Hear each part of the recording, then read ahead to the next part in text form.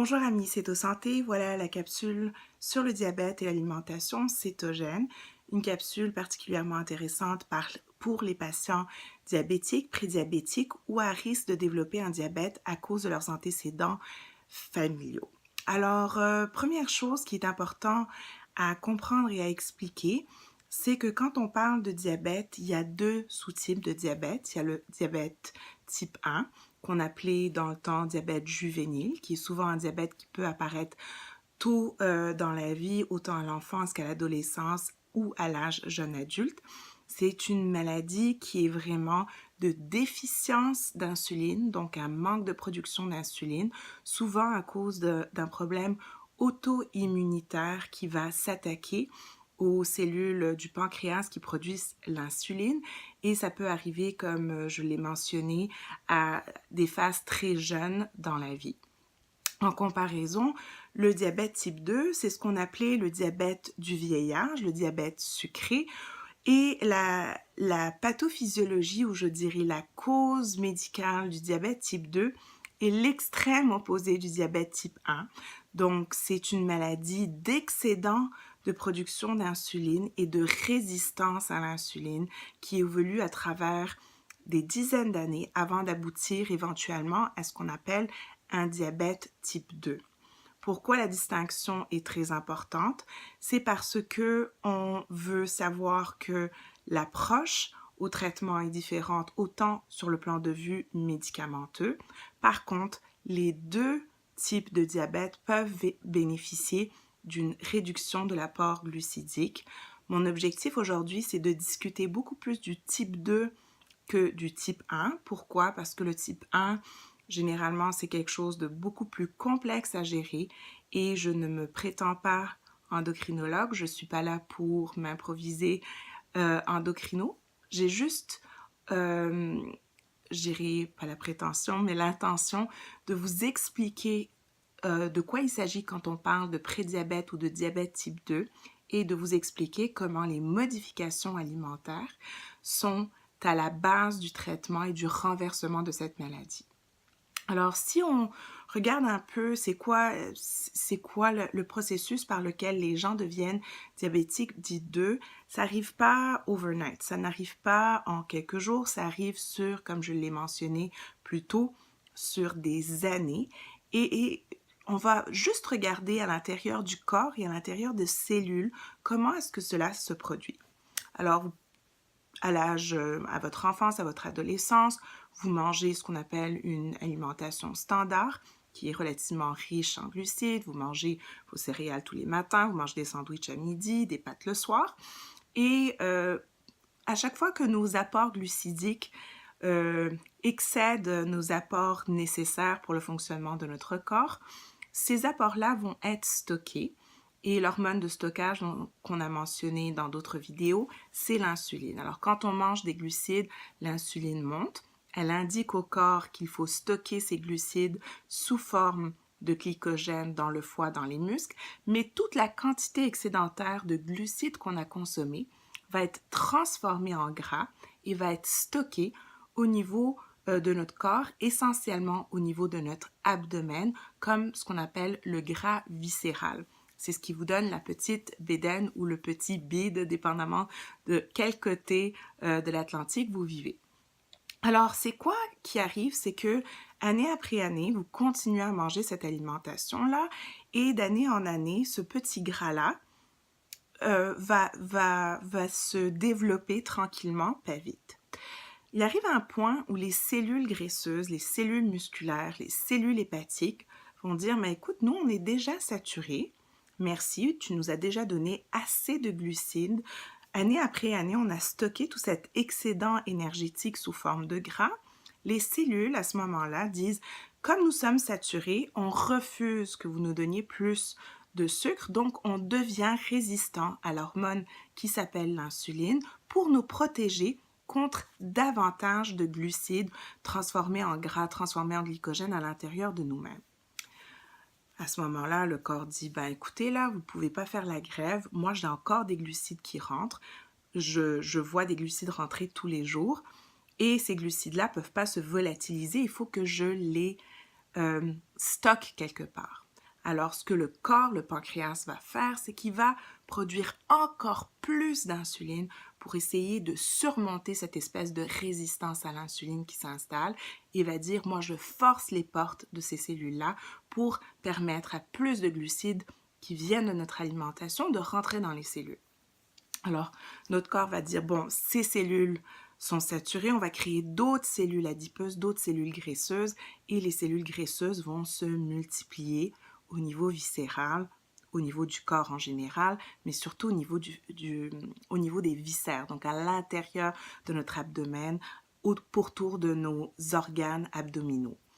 Et ce qui arrive, c'est que ces cellules-là, ces graisses-là, la graisse, c'est pas juste un organe inerte qui ne fait rien. La graisse produit beaucoup de substances. En termes médicaux, on a des substances qu'on appelle des adiponectines. Pas besoin de retenir le mot, mais qu'est-ce que ça veut dire? C'est des substances qui sont comme des hormones produites par le gras. Il y a de la leptine, des adiponectines, et ces substances-là vont signaler au corps, écoutez, on a un problème, et ces adiponectines vont créer de l'inflammation dans le corps.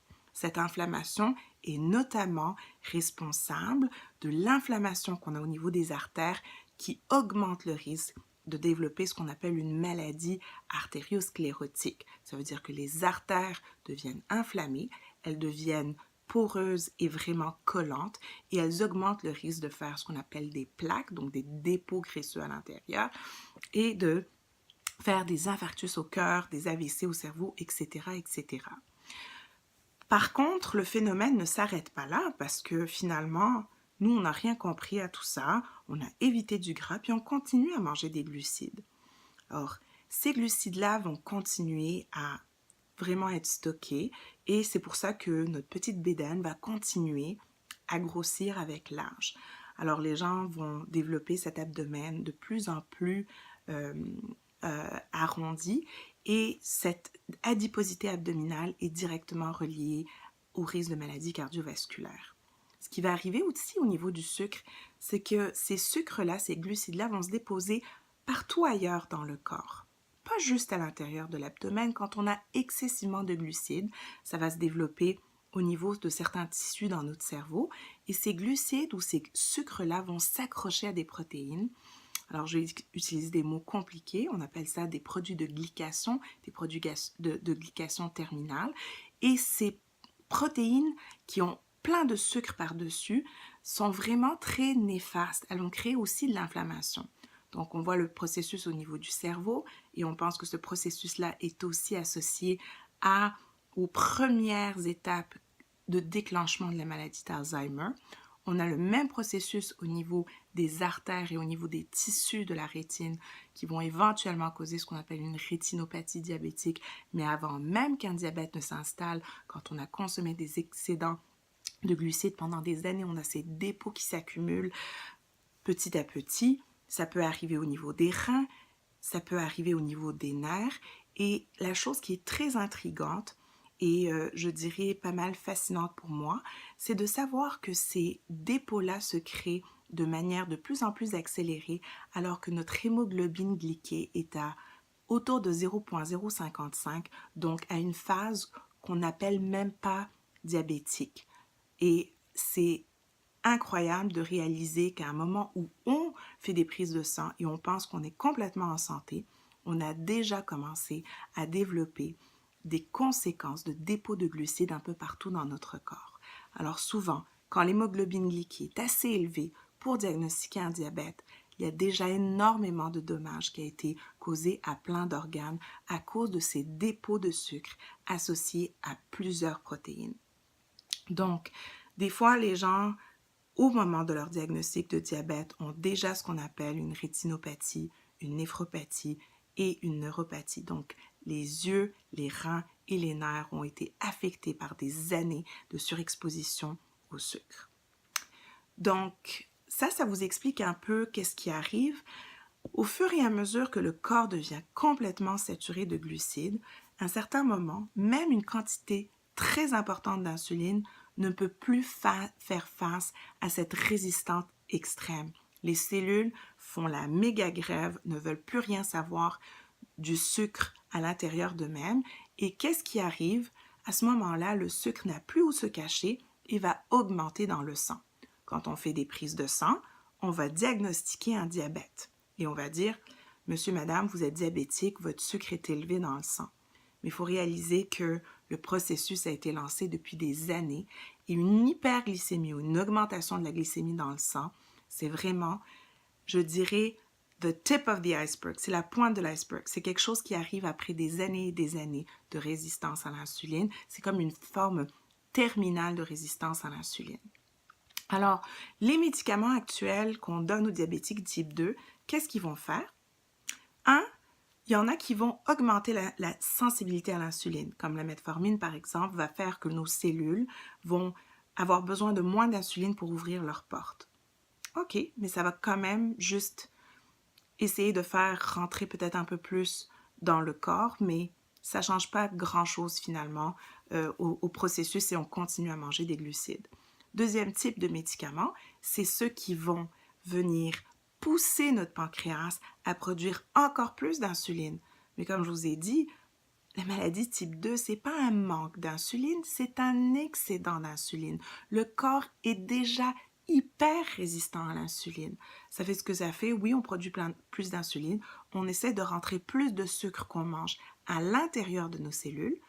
Par contre, on ne règle pas le problème et notre corps va juste déplacer le mal de place. Au lieu que le sucre soit élevé dans le sang, il va être élevé à l'intérieur de nos cellules et causer les dommages ailleurs que dans les vaisseaux, mais ailleurs dans tous les organes. Une autre catégorie de médicaments, c'est celles qui nous font uriner l'excédent de sucre qu'on mange. Donc, on dit aux gens, continuez à manger du sucre, vous allez le pisser. Alors, c'est les seuls types de médicaments à date qui ont été démontrés à diminuer la mortalité cardiovasculaire et c'est fascinant, ça veut dire que notre corps, il ne veut pas juste cacher le sucre, il faut qu'il s'en débarrasse. Alors, logiquement, vous ne voulez pas vous en manger puis juste l'uriner, ça augmente le risque de faire des infections urinaires, etc., etc. Ce qu'on veut, c'est si on en a juste trop, arrêtez d'en manger. Arrêtez de prendre quelque chose qui, jusqu'à tout récemment, vous a causé une toxicité dans votre corps. Vous voulez déstocker tous les stocks que vous avez développés depuis des années et des années et des années. Alors, des fois, les gens disent, mais j'ai rencontré un nutritionniste qui m'a dit, je dois manger au moins 30 grammes de glucides par repas, 15 grammes par collation. Okay. On calcule tout ça, puis ça fait 150 minimum à 200 grammes de glucides par jour. Ben, vous en avez déjà stocké des tonnes. Là, c'est en phase déstockage qu'on doit passer. On doit enlever ce produit qui a intoxiqué votre corps et qui a causé des dommages. Alors, en manger plus n'est pas la solution. En manger plus va perpétuer votre dépendance à devoir utiliser des médicaments pour prendre ce sucre excédentaire et le placer dans vos organes. C'est pas vraiment la solution.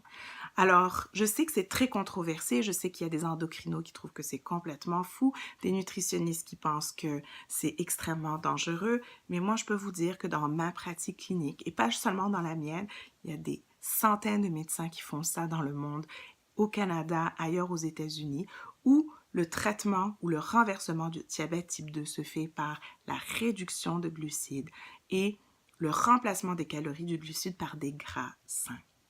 Alors, à quoi s'attendre? Si vous prenez des hypoglycémiens oraux, c'est sûr que les besoins vont être diminués. Deuxièmement, on va voir une chute assez impressionnante de l'hémoglobine glyquée en dedans de quelques semaines, sinon quelques mois. Alors, tout ça pour vous expliquer que réduire les glucides, c'est vraiment s'attaquer à la source du problème. Si vous étiez cœliaque et qu'on vous disait, vous avez la maladie cœliaque, il ne faut pas manger de gluten parce que ça cause des torts dans votre corps, il n'y a pas de problème, tout le monde s'entend que c'est la solution.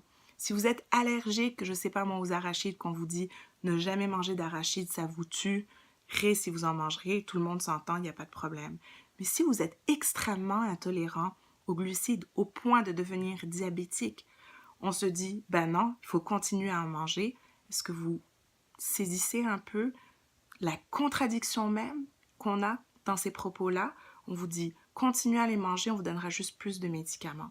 Alors, je vous invite à y réfléchir. Je vous invite à lire des livres très intéressants comme celui-là qui s'appelle Diabetes Unpacked, qui explique un peu tout ce que je viens de vous expliquer de manière plus poussée, détaillée et éloquente. Encore là, merci pour votre attention. Si vous êtes diabétique, consultez votre médecin avant de changer d'alimentation, surtout parce que peu importe le type de diète que vous allez adopter, même si vous décidez d'aller pour quelque chose comme un système de points ou vous allez au gym 10 fois semaine, que vous perdez du poids, quand on perd du poids, on a besoin de réduire nos médicaments. Alors vous avez besoin, si vous voulez perdre du poids, réduire vos médicaments et essayer de renverser votre diabète, vous avez besoin d'un suivi médical pour abaisser ces médicaments de manière sécuritaire. Bonne chance et informez-vous avant de sauter pieds joints dans ce programme. C'est important de s'informer. Une personne informée en vaut deux. Bonne fin de journée.